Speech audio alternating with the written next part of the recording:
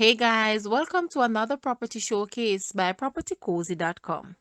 Today, we're offering you a secure, upscale lifestyle in the gated community of Negril Estates. Just 5 minutes drive to the famous 7 Mile Beach. This designer 4-bed, 4-bath villa is constructed in 3 levels and offers amazing views from almost all windows and verandas. On entering the villa, you find a smaller bedroom or office to the left with a powder room. In the lower level is a spacious living area and a generously sized bedroom in the back. From the living area, you see the dining area on an elevated level. A high cathedral ceiling allows for great ventilation. From the dining area, you pass a laundry room and enter the kitchen with pantry, kitchen aisle, and granite countertops. The master bedroom has its own veranda and is extremely spacious, as well as the master bathroom with separate area for hot tub and shower. The size of the dressing room is every woman's dream come true. The outdoor space allows for adding a pool or garage. The villa is selling as is, furnished with appliances. The land area of this villa is approximately 7,312 square feet. Guys, let's take a look at this villa and please watch the entire video for more details at the end.